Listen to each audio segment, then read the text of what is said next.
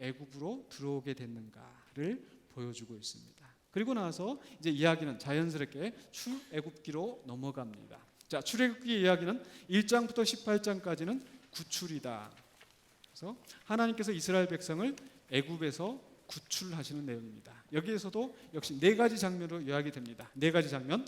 1장과 2장에서는 바로의 노예가 되어서 바로를 위하여서 집을 짓는, 바로의 성을 건축하는 노예로서의 이스라엘이 나옵니다. 근데 여러분, 출애굽기에서 마지막에 보면 이스라엘 백성이 누구를 위하여 집을 짓습니까? 누구의 집을 지어요? 25장부터 40장까지는 그렇죠, 하나님의 성막, 하나님의 집을 짓는, 그래서 바로의 노예에서, 바로의 종에서 하나님의 종으로 바뀌게 되는 역사를 보여주고 있습니다. 출애굽기 전체 이야기는. 그래서 1장과 2장에서는 이제 이스라엘 백성들이 애굽에서 크게 번성하였지만 그 번성한 것 때문에 세상 권세의 핍박 아래 놓여 있습니다. 그런데 그 핍박 아래 있는 이 백성들을 구출하기 위해서 3장과 4장에서는 하나님께서 모세를 택하시는 거죠. 그래서 3장에서부터 4장까지는 하나님께서 모세를 부르시는 장면입니다. 근데 왜 3장부터 4장까지 이렇게 길게 되어 있을까요? 모세가 고집부리니까 그렇죠.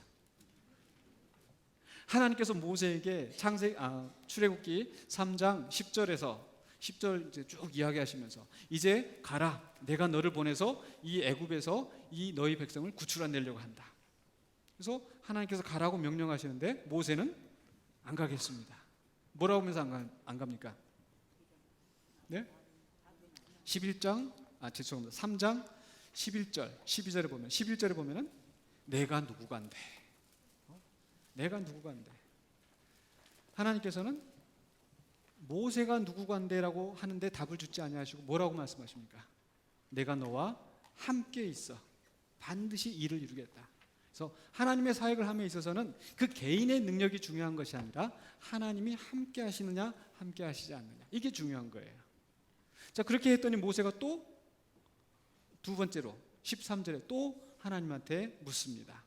하나님이 누구시길래, 하나님을 뭐라고 해야 될까요? 당신은 누구시길래 내 마음 가져갔네요가 아니고 하나님 누구시길래 내가 가서 일을 해야 되는 건지, 두 번째 모세의 변명입니다. 그때 하나님께서 나는 스스로 있는 자라, 절대적인 하나님께서 아브라함의 하나님, 이삭의 하나님, 야곱의 하나님이 보냈다 하라. 왜 아브라함의 하나님, 이삭의 하나님, 야곱의 하나님 이야기하고 있겠습니까? 창세기에서 땅과 자손의 약속을 주셨던 바로 그 하나님께서 이제 이스라엘 백성을 이끌어서 어떻게 하신다? 가나안 땅으로 인도하여서 그 번성하게 한 그 자손들을 땅을 차지하게 하신다. 하나님 나라의 계획을 이야기하시는 거예요. 이 정도 하면 끝나야 되는데 모세는 또 세 번째 이 변명으로 넘어갑니다. 4장 1절에 모세가 또 이제 하나님 앞에 변명을 합니다. 뭐라고 변명을 합니까? 저 사람들이 믿지 않을 텐데요. 그때 하나님께서 어떻게 하십니까? 손을 넣어보라, 지팡이를 던져보라 하시면서 능력을, 기적을 행할 수 있도록 하나님께서 능력을 주시고 그 구비한 능력을 가지고 이 백성들을 이끌어가게 하시죠. 네 번째로 모세가 또 변명을 합니다. 참 모세도 어지간해요. 근데 그런 모세를 또 이렇게 기어이 끌고 가시는 하나님. 보면 저는 이제 이 장면을 보면서 그 다음 장면에 이 바로와 이 또 고집 싸움을 하시는 이 하나님, 출애굽기에 보면 이 대단하신 이 하나님의 고집을 우리가 볼 수 있어요. 근데 그 고집이 나쁜 고집이 아니고 하나님의 나라와 의를 이루시는 하나님의 열심. 그래서 모세가 네 번째는 또 나는 말을 잘 못한 사람입니다. 하나님 뭐라고 또 말씀하십니까? 누가 입술을 지었느냐? 누가 사람의 입을 지었느냐? 내가 너의 할 말을 가르치리라. 모세가 다섯 번째로 또 변명을 합니다. 뭐라고 변명을 합니까? 보낼 만한 자를 보내소서. 나는 죽어도 못 가겠습니다. 나는 안 가겠습니다. 이때 하나님이 화를 내시면서 내 형 아론이 있지 아니하고, 그래도 하나님 포기하지 아니하시고 동역자를 붙여서 반드시 그 일을 이루게 하십니다.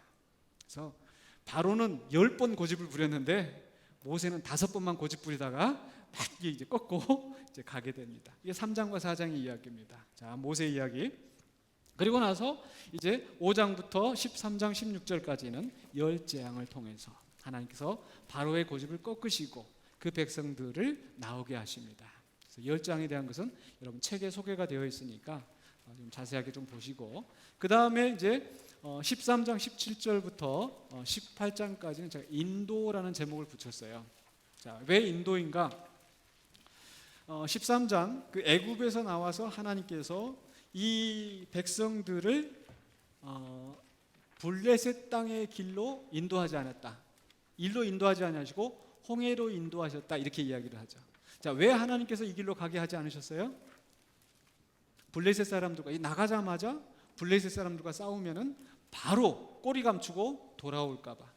그러니까 이스라엘 백성들은 아직 전혀 영적으로 준비가 되지 않은 상태입니다. 그래서 하나님께서 이 백성들을 시내산으로 데려오시는 거예요. 그래서 이 광야로 데려오시면서 하나님께서 이스라엘 백성을 영적으로 준비하시는 역사를 하십니다. 자, 그리고 나서 이제 시내산에 돌아오면은 출애굽기 19장 3절 4절에 보시면은 내가 애굽 사람에게 어떻게 행하였음과 내가 독수리 날개로 너희를 업어서 내게로 인도하였음을 너희가 보았다. 자, 그러니까 13장부터 18장까지는 하나님께서 이 백성을 인도하여 가시는 길이에요. 자, 그럼 이렇게 하나님께서 이 백성을 인도하여 가실 때 그 길이 어떠했을까요? 하나님이 여러분의 인도자가 되시는 줄로 믿습니까? 아멘. 자, 그러면 하나님의 인도하심을 받아서 가면 그 길이 어떻겠습니까? 여호와는 나의 목자시니 내게 부족함이 없으리로다. 그가 나를 푸른 초장에 누이시며 쉴 만한 물가로 인도하시는 도다 라고 했으면 얼마나 좋겠습니까? 거기서 끝났으면 얼마나 좋겠습니까? 그 다음에 있는 구절이 뭐예요? 내가 사망의 음침한 골짜기로 다닐지라도 해를 두려워하지 않을 것을. 하나님의 인도하심을 따라가는 길은 결코 푸른 초장 맑은 시냇물만 있는 게 아니더라고요. 13장부터 여러분 18장까지 무슨 일이 있었는지 혹시 아세요? 이 광야의 길을 지나오는 동안에 물이 없는 사흘길을 물이 없어서 겨우 물이라고 만났는데 마라의 쓴물을 만납니다. 그리고 나서 그 전에 하나님께서 홍해로 인도하셨더니 애굽 군대가 쫓아왔어요. 앞에는 홍해가 가로막고 있고 뒤에는 애굽 군대가 쫓아오고. 근데 여기까지 누가 인도하셨어요? 하나님이. 마라의 쓴물로. 또 계속해서 가면 먹을 것이 없어가지고 백성들이 하나님 앞에 호소하고, 그래서 하나님께서 만나와 메추라기를 먹이시고, 17장에 보면 또 물이 없어가지고 르비딤에서 물로 그 반석을 쳐서 물이 나오는 장면들. 또 17장에 보면은 또 어떤 사건이 나와요? 아말렉 사람들이 쳐들어와서 죽이려고 하고. 그래서 정말 이 광야의 길은 하나님의 인도하심을 따라서 가는 길이지만은 힘들고 어렵고 애굽의 군대가, 아말렉의 군대가 그들을 위협하는 그런 험난한 길이었었다라는 거죠. 신명기 8장에 보면은 하나님께서 이 백성을 광야로 그 불뱀이 있는 그 메마른 땅으로 인도하신 이유는 뭐 하시려고? 그들을 낮추셔서 마침내 복을 받게 하시려고. 하나님의 훈련 과정입니다. 아멘이십니까? 하나님께서는 마침내 복을 받게 하시려고 때로는 우리에게 힘들고 어려운 길로 몰아내실 때가 있어요. 그래서 우리는 그 힘들고 어려움이 닥칠 때 혹시 하나님이 나를 버리신 게 아닐까? 버리신 게 아니고 하나님이 나를 훈련하시는구나. 뭐 하게 하시려고? 마침내 복을 받게 하시려고. 그래서 저는 가끔 그런 생각을 합니다. 여러분, 콩나물이 되고 싶으십니까? 아니면 콩나무가 되고 싶으십니까? 콩나물과 콩나무의 차이. 콩나물은 콩 하나에 줄기 하나만 나는 거예요. 물 다 부어주고 모든 환경을 잘 맞춰주면 콩에서 싹이 하나 나와서 그 콩나물이 되는 거예요. 콩나무는 땅에 심겨져서 썩어지고 없어지고 하면서 뿌리를 내리고, 그런데 물이 없으면 그 뿌리를 더 깊이 물을 찾아서 내립니다. 그리고 힘들고 어려운 그 싹이 나는 그런 과정들, 자라나는 과정들, 그렇게 했을 때 이 콩나무에서는 콩이 주렁주렁 열리게 되는 거죠. 여러분, 콩나물이 되고 싶으세요? 콩나무가 되고 싶으세요? 콩나무가 돼서 30배, 60배, 100배 결실을 맺으시기 바랍니다.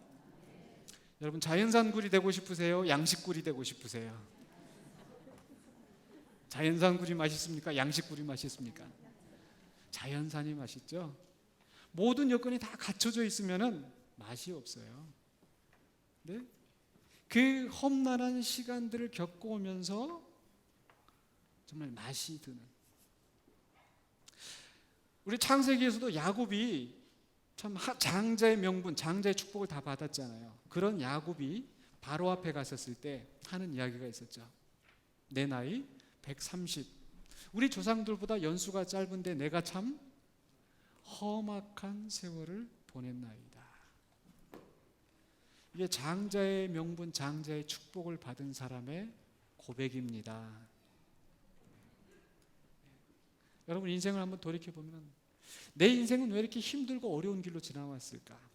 하나님께서 여러분을 자연산 굴로 만드신 줄로 믿습니다. 아멘.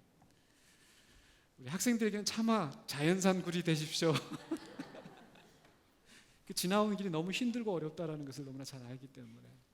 그러나 지내놓고 나서 보면은 그래도 하나님이 내 인생 여정 끝내어 강 건너 언덕 이를 때 하늘문 향해 말하리 예수 인도하셨네.